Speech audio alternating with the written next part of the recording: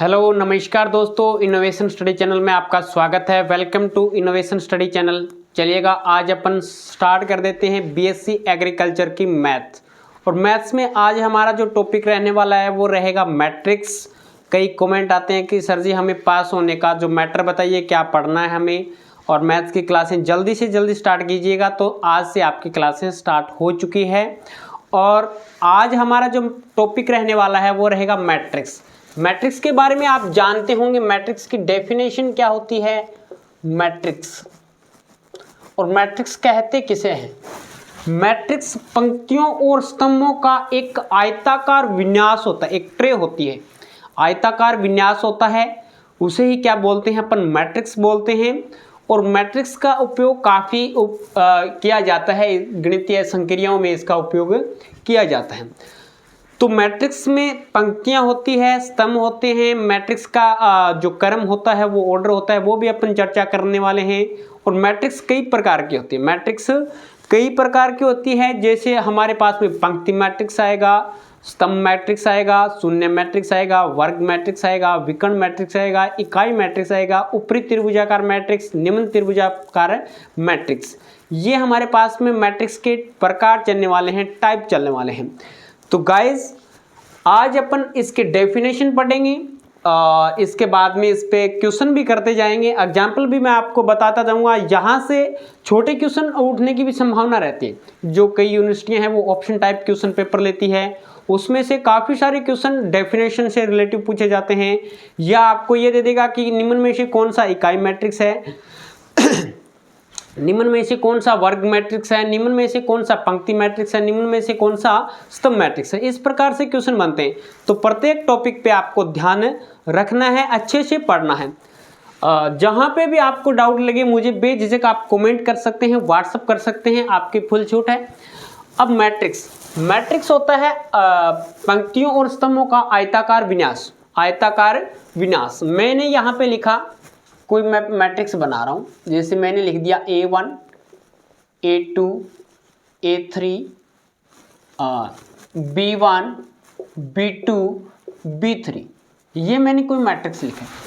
अब जो पंक्तियाँ होती है ना वो क्षैतिज, जैसे ये सतह है, सतह के क्या होती है, समांतर होती है, क्षैतिज होती है, उसको क्या बोलते हैं अपन, पंक्तियाँ बोलते हैं। ये हमारे पास में आएगा R1, जिसको अपन रो से डिनोट करते हैं ना, R2। ये हमारे पास में होगा ऊर्ध्वाधर, सतह के क्या होते हैं, ऊर्ध्वाधर, तो इसको बोलते हैं कॉलम, यानी C1, जिसको स्तंभ बोलते हैं C2, और ये हमारे पास में C3। तो पंक्तियों और स्तंभों का जो आयताकार रूप होता है, आयताकार विन्यास होता है, उसे क्या बोलते हैं, मैट्रिक्स। अब ये इसका ऑर्डर हो जाएगा, ऑर्डर हमेशा इसके पैरों में लिखा जाएगा। ऑर्डर मैट्रिक्स का क्या है, इसके पैरों में लिखा जाएगा, ऑर्डर को अपन बोलते हैं क्रम। तो अब देखो किस क्रम की मैट्रिक्स है, सबसे पहले जो लिखा जाएगा वो इसमें कितनी पंक्तियां, पंक्तियों की संख्या लिखी जाएगी, और डॉट कितने कॉलम है, 3। तो ये है 2 गुणा 3 का, क्या लिखेंगे इसको, 2 गुणा 3 क्रम का लिखेंगे मैट्रिक्स। तो ये हमारे पास में है 2 गुणा 3 क्रम का मैट्रिक्स लिखेंगे। समझ गए यहाँ तक। अब चलते हैं अपन, पहले जो मैट्रिक्स का प्रकार आता है, मैं यहाँ पे लिखूंगा स्तंभ मैट्रिक्स। स्तंभ या पंक्ति भी लिख सकते हैं, स्तंभ मैट्रिक्स, कोई बात नहीं, या इसको लिखते हैं कॉलम मैट्रिक्स, या इसको क्या लिखेंगे, कॉलम मैट्रिक्स।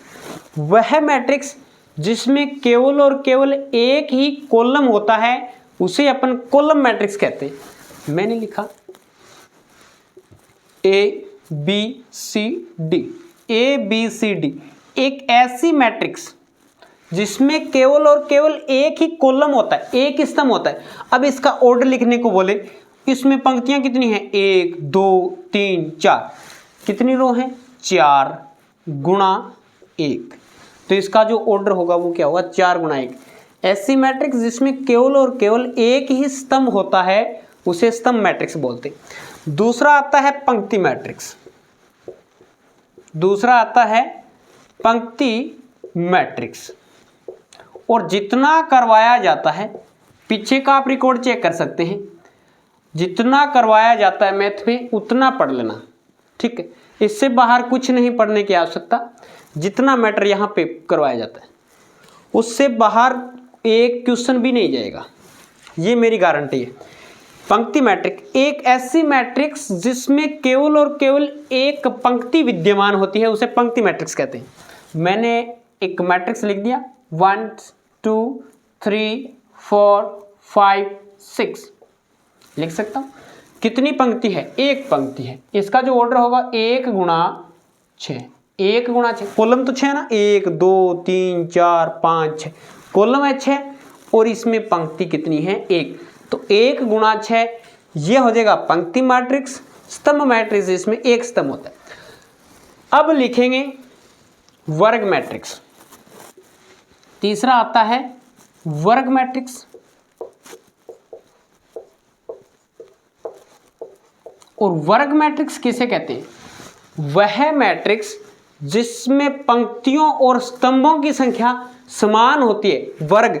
अब वर्ग जानते हैं, नाम से ही पता चलता है, जिसकी चारों भुजाएं बराबर हो, प्रत्येक कोण 90 डिग्री का हो, विकर्ण बराबर हो, उसे वर्ग कहते हैं। तो वर्ग की चारों भुजाएं बराबर हैं तो उसमें पंक्ति और स्तंभ की संख्या भी क्या होगी? बराबर होगी। तो एक ऐसी मैट्रिक्स जिसमें पंक्तियों और स्तंभों की संख्या बराबर होती है, जैसे P Q R S, ये 2 गुणा 2 की मैट्रिक्स है। ये 2 गुणा 2 की मैट्रिक्स है। ये लिखोगे 3 गुणा 3 की मैट्रिक्स। ये लिखोगे आप 3 गुणा 3 की मैट्रिक्स, जैसे 1 2 3 0 1 4 5 6 3। ये कोई मैट्रिक्स है, वो क्या है? 3 गुणा 3 की है, 3 गुणा 3 ऑर्डर की है, वर्ग मैट्रिक्स है। एक ऐसी मैट्रिक्स जिसमें पंक्तियों और स्तंभों की संख्या समान होती है, उसे क्या कहते हैं? वर्ग मैट्रिक्स कहते हैं। अब इसके बाद में चलते हैं शून्य मैट्रिक्स। क्या आती है? शून्य मैट्रिक्स आती है। 3 नंबर पे ले लो या इसको 4 नंबर पे कर दो, एक ही बात है। चलो इसको 4 नंबर पे कर देता हूँ। वर्ग मैट्रिक्स 4 नंबर पे आती है। 3 नंबर पे क्या आएगा? शून्य मैट्रिक्स। शून्य मैट्रिक्स। अब नाम से ही बता दोगे सर जी, शून्य नाम आ गया तो सारे के सारे एलिमेंट क्या होंगे? शून्य होंगे। शून्य मैट्रिक्स या शून्य अव्यय, अव्यय भी बोलते हैं इसको भी, जैसे अव्यय, हिंदी में नाम तो ये होता है अव्यय, इसको अपन मैट्रिक्स बोल देते हैं। शून्य मैट्रिक्स एक ऐसी मैट्रिक्स जिसमें ऑल एलिमेंट, ऑर्डर कुछ भी हो सकता है, ऑर्डर कुछ भी हो सकता है, ऑल एलिमेंट 0 हो, शून्य मैट्रिक्स होगी। जैसे 0 0 0 0 0 0, ये आपके पास में ऑर्डर है 2 गुणा 3 का, 2 गुणा 3 का। या ये भी बता सकते हैं 0 0 0 0 0 0, ये क्या है? 3 गुणा 2 का ऑर्डर। ऑल एलिमेंट 0 हो उसे शून्य मैट्रिक्स। वर्ग मैट्रिक्स जिसमें पंक्तियों और स्तंभों की संख्या समान हो उसे वर्ग मैट्रिक्स कहते हैं। इसके बाद में आता है विकर्ण मैट्रिक्स। क्या आता है? विकर्ण मैट्रिक्स आता है गाइस। तो विकर्ण मैट्रिक्स की डेफिनेशन क्या होती है? एक ऐसा वर्ग मैट्रिक्स, एक ऐसा वर्ग मैट्रिक्स जिसमें मुख्य विकर्ण के अवयव 0 न हो, बाकी एलिमेंट 0 हो, उसे क्या कहते हैं? उसे कहते हैं विकर्ण मैट्रिक्स। उसे विकर्ण मैट्रिक्स कहते हैं। जैसे ये है 5 नंबर, विकर्ण मैट्रिक्स, डायगोनल मैट्रिक्स। एक ऐसी वर्ग मैट्रिक्स जिसमें मुख्य विकर्ण के एलिमेंट, मुख्य विकर्ण कौन सा होता है? ये मुख्य विकर्ण क्या होता है? ये होता है। इसके एलिमेंट 0 नहीं होते। जैसे मैंने लिख दिया 1 -2 3, ये बाकी जो एलिमेंट होंगे वो क्या होंगे? 0 होंगे। बाकी जो एलिमेंट होंगे वो क्या होंगे? 0 होंगे। मुख्य विकर्ण को छोड़कर बाकी एलिमेंट 0, ये 0 नहीं होते। उसे बोलते हैं विकर्ण मैट्रिक्स। और वर्ग मैट्रिक्स होगा, ये श्योर है, वह वर्ग मैट्रिक्स जिसमें मुख्य विकर्ण के एलिमेंट 0 नहीं है, बाकी 0 हैं, विकर्ण मैट्रिक्स होगा। अब इसके बाद में आता है, ये तो ऑर्डर को अलग अलग हो सकते हैं, इसके बाद में आता है अदिश मैट्रिक्स, यानी स्केलर मैट्रिक्स बोलते हैं। 6 नंबर अदिश मैट्रिक्स। अदिश मैट्रिक्स एक ऐसा विकर्ण मैट्रिक्स जिसमें मुख्य विकर्ण के अवयव समान हो, उसे क्या बोलते हैं? अदिश मैट्रिक्स बोलते हैं। अगर आपने 3 और 3 मुख्य विकर्ण लिया है तो 0 0 0, ये 0 ये 0 ये 0। एक ऐसा विकर्ण मैट्रिक्स जिसमें मुख्य विकर्ण के एलिमेंट सभी समान होते हैं, उसे क्या बोलते हैं? अदिश मैट्रिक्स बोलते हैं। इसके बाद में 7 नंबर जो बनेगा वो बनेगा इकाई मैट्रिक्स। क्या बनेगा? इकाई मैट्रिक्स, ये बनेगा अभी इकाई मैट्रिक्स। इसको बोलते हैं यूनिट मैट्रिक्स। ये काफ़ी इंपॉर्टेंट है इकाई मैट्रिक्स आप सभी के लिए, क्योंकि ये पूरे चैप्टर में ही चलेगा भैया, पूरे चैप्टर में हमारे साथ रहेगा इकाई मैट्रिक्स। और शायद ये छोटा सा एक डेफिनेशन के तौर पे भी आपको 1 या 2 नंबर दे के जा सकता है, ये बढ़िया है। इकाई मैट्रिक्स एक ऐसा अदिश मैट्रिक्स जिसमें मुख्य विकर्ण के एलिमेंट हमेशा एक होते हैं, इकाई होते हैं, उसे ही इकाई मैट्रिक्स कहते हैं। अब अदिश मैट्रिक्स की बात आ गई तो आप समझ गए कि वर्ग तो होगा, तो 1 0 0 0 1 0 0 0 1 काफ़ी बार क्वेश्चन किया जाता है एग्जाम में कि I3 लिखो या I3 लिखो, I2 लिखो, तो इसको क्या बोलते हैं? I3 बोलते हैं। इसको क्या बोलते हैं? I3 बोलते हैं। यानी 3 गुणा 3 का इकाई मैट्रिक्स है, उसको I3 बोलते हैं। I2 बोल दे भी, I2 लिखो तो ये हो जाएगा 1 0 0 1। 2 गुणा 2 का इकाई मैट्रिक्स ही I2 कहलाता है। कई बार क्वेश्चन आता है कि निम्न में से कौन सा I2 है, निम्न में से कौन सा एक इकाई मैट्रिक्स है, ऐसे कई बार क्वेश्चन आ चुका है, इसलिए मैं बता रहा हूँ कि ये आपको नंबर दे के जा सकता है। अब इसके बाद में गाइस चलते हैं त्रिभुजाकार मैट्रिक्स पे। एक होता है ऊपरी त्रिभुजाकार, यानी ऊपर की ओर त्रिभुज बनता है मुख्य विकर्ण से। एक होता है निम्न त्रिभुजाकार, जिसमें मुख्य विकर्ण के नीचे से त्रिभुज बनता है। अब आप मुख्य विकर्ण तो जानते हैं, मुख्य विकर्ण कौन सा होता है? जैसे A11 वाला, A22 वाला, A33 वाला। ये फंडा क्या है सर जी, ये भी बताएं। जो एलिमेंट होते हैं बेटा, जो एलिमेंट होते हैं, इसको अपन 1 1 क्यों बोलते हैं, 1 2 क्यों बोलते हैं, 1 3 क्यों बोलते हैं, 2 1 क्यों बोलते हैं, ये सब आपको बताऊंगा यहाँ पे। 3 1 A, 3 2 A, 3 3, ये बताने जा रहा हूं आपको। 1 1 पहली पंक्ति का पहला अवयव, पहली पंक्ति का पहला अवयव, पहली पंक्ति का दूसरा अवयव, पहली पंक्ति का तीसरा अवयव। समझ रहे हैं ना? पंक्ति तो क्या चल रही है? पहली चल रही है, पहला अवयव, दूसरा अवयव, तीसरा अवयव। यानी पहली पंक्ति पहला स्तंभ, पहली पंक्ति दूसरा स्तंभ, पहली पंक्ति तीसरा स्तंभ, दूसरी पंक्ति पहला स्तंभ, दूसरी पंक्ति दूसरा स्तंभ, दूसरी पंक्ति तीसरा स्तंभ, तीसरी पंक्ति पहला स्तंभ, तीसरी पंक्ति दूसरा स्तंभ, तीसरी पंक्ति तीसरा स्तंभ। और ये जो इक्वल होते हैं ना, A11, A22, A33, ये ही मुख्य विकर्ण होता है। यही क्या होता है? मुख्य विकर्ण होता है। अब आता है ऊपरी त्रिभुजाकार मैट्रिक्स। ऊपरी त्रिभुजा ऊपरी त्रिभुजाकार मैट्रिक्स, ऊपरी त्रिभुजाकार मैट्रिक्स। अब देखो एक ऐसा मैट्रिक्स, एक ऐसा वर्ग मैट्रिक्स जिसमें मुख्य विकर्ण के नीचे के सारे एलिमेंट जीरो हो, नीचे के सारे एलिमेंट जीरो हो, यानी त्रिभुज क्या बने, ऊपर की ओर बने, उसे बोलते हैं ऊपरी त्रिभुजाकार मैट्रिक्स। यानी एक ऐसा वर्ग मैट्रिक्स जिसमें मुख्य विकर्ण से नीचे के सारे एलिमेंट जीरो, बाकी जीरो नहीं है।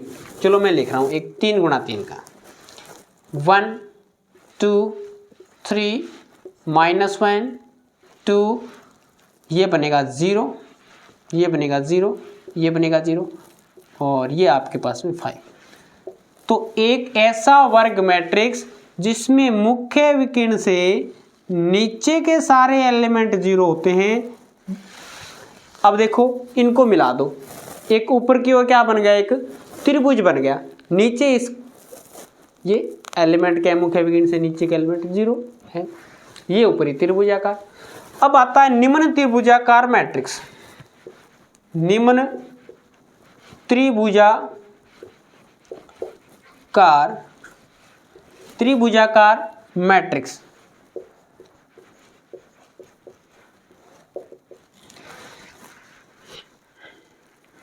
निम्न त्रिभुजाकार मैट्रिक्स क्या है, नीचे की ओर त्रिभुज बनेगा, एक ऐसा वर्ग मैट्रिक्स जिसमें मुख्य विकर्ण मैंने लिख दिया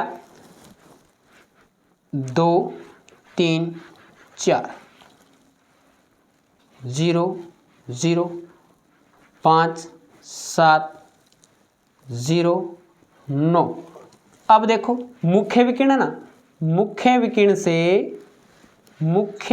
से नीचे के सारे एलिमेंट जीरो नहीं है, ऊपर के एलिमेंट जीरो हैं, यानी नीचे की ओर त्रिभुज बन रहा है, तो उसे बोलते हैं निम्न त्रिभुजाकार मैट्रिक्स।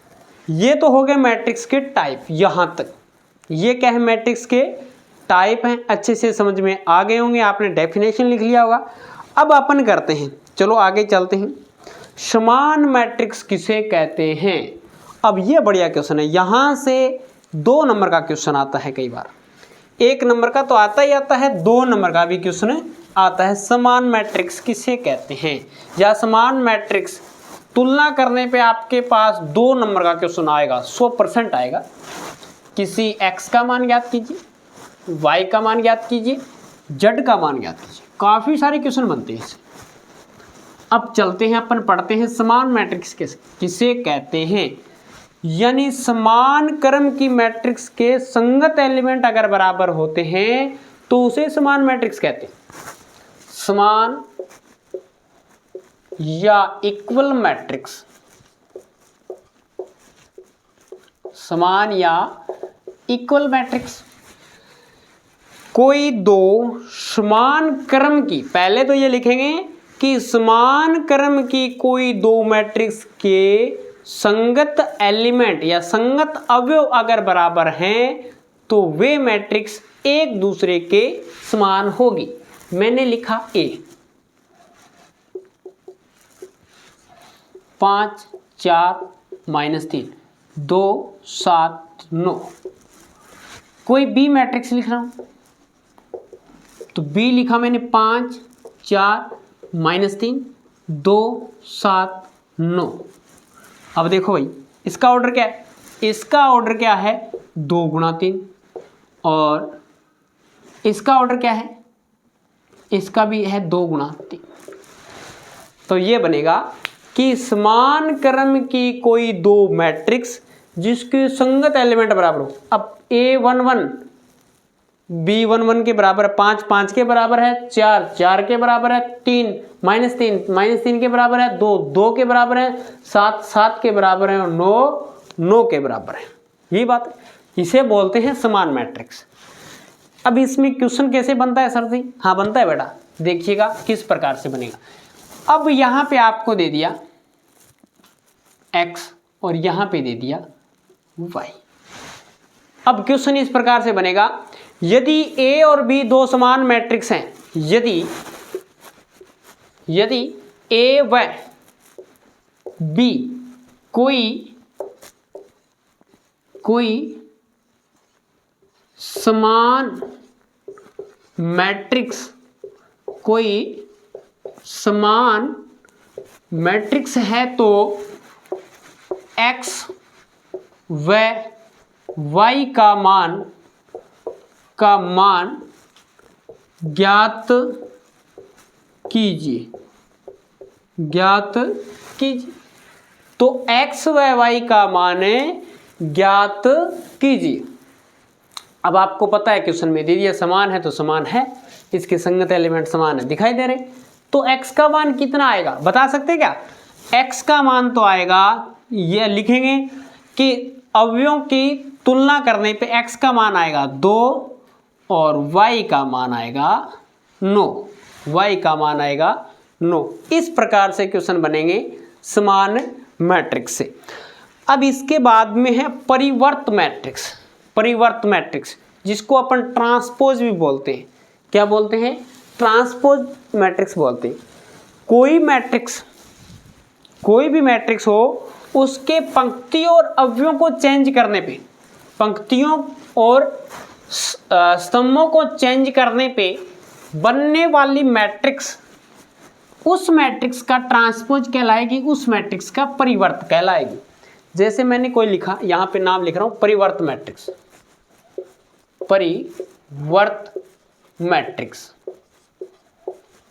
और परिवर्त मैट्रिक्स क्या होगी? Transpose matrix. कोई मैट्रिक्स ए लिख दिया, ए लिखा है मैंने 2 9 7 6 3 5। इसका ऑर्डर क्या है? इसका ऑर्डर है 3 गुणा 2। अब इस मैट्रिक्स को चेंज कर दो, इसका ट्रांसपोज निकालो, a की पावर t, इसको t या अपन डिनोट करते हैं a डैश, a की पावर t से ट्रांसपोज से, या अपन इसको a डैश से भी डिनोट कर सकते हैं। यानी जो कॉलम है ना उसको पंक्ति में चेंज कर दो। 2 9 7 6 3 5 किया, इसको पलटा दिया तो 2 9 7 6 3 5। इसका जो ऑर्डर बनेगा वो बनेगा 2 गुणा 3।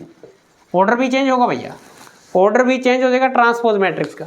इसका जो ऑर्डर था वो 3 गुणा 2 था और इसका ऑर्डर है 2 गुणा 3। उसे क्या बोलते हैं? Transpose matrix.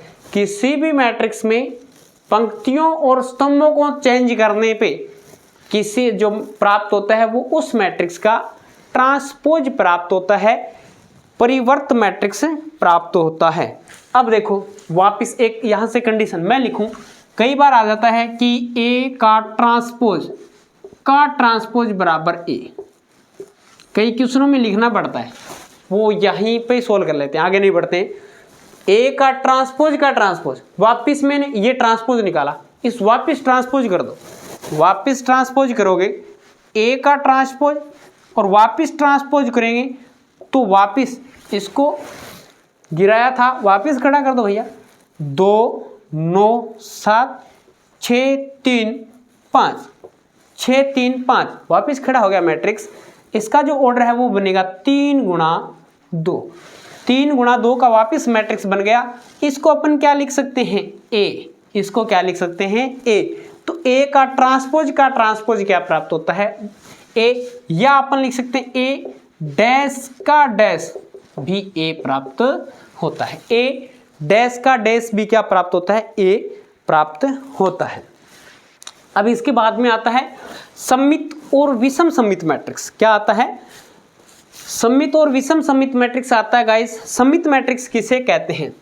अब कोई मैट्रिक्स है उसका ट्रांसपोज कर दो, कोई मैट्रिक्स है उसका ट्रांसपोज कर दो, अगर प्लस का साइन वापिस वही मैट्रिक्स प्राप्त हो जाए तो उसे बोलते हैं सममित मैट्रिक्स। और जिसका ट्रांसपोज करने पे माइनस का साइन चेंज हो जाए, माइनस का साइन लग जाए तो उसे क्या बोलते हैं? विषम सममित मैट्रिक्स। देखिएगा कोई मैट्रिक्स लिख रहा हूं,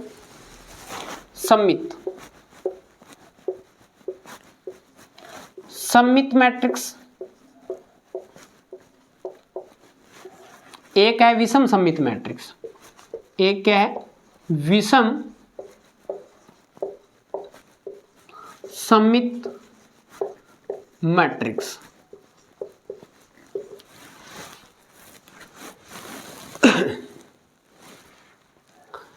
अब ए जैसे ट्रांसपोज किया, ए का ट्रांसपोज करने पे वापिस ए प्राप्त होता है और ए का ट्रांसपोज करने पे माइनस ए प्राप्त होता है। ये होता है इसका सममित मैट्रिक्स, ये है विषम सममित मैट्रिक्स। तो सममित मैट्रिक्स कोई मैट्रिक्स का परिवर्त करने पे वापिस वही मैट्रिक्स प्राप्त हो जाती है, उसे सममित मैट्रिक्स कहते हैं।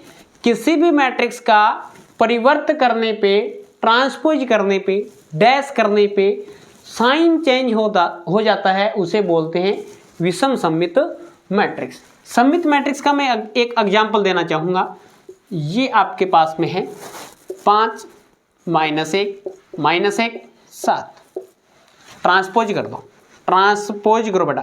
ट्रांसपोज किया तो ये बनेगा 5, ये देखो यहाँ पे लिया -1 7। सर जी ये तो बात वही होगी बुक वाले BOOK। अब देखो सर जी आपने तो ये लिख दिया, दोनों सेम लिख दिए। 5 -1 आपने बोला सर जी 5 तो ये रहा, ये -1 यहाँ पे उठा लाया और ये -1 में यहाँ पे ले गया। तो देखो ये स्पेलिंग क्या गलत है? हाँ ये गलत है। क्यों गलत है? कि मैं इस BO को यहाँ पे लेके आऊँगा BO और ये यहाँ पे लेके आऊँगा O और ये है K। अब ये स्पेलिंग सही है, तो ये बात होगी ना। तो इस प्रकार से आपके पास में ये बनता है सममित मैट्रिक्स का। अब बनता है विषम सममित मैट्रिक्स का एग्जाम्पल लेते हैं। विषम सममित मैट्रिक्स का एग्जाम्पल बताता हूँ। एक विषम सममित मैट्रिक्स का एग्जाम्पल क्या होगा? ए कोई मैट्रिक्स ले लिया, यहाँ पे आपने लगा दिया जैसे 0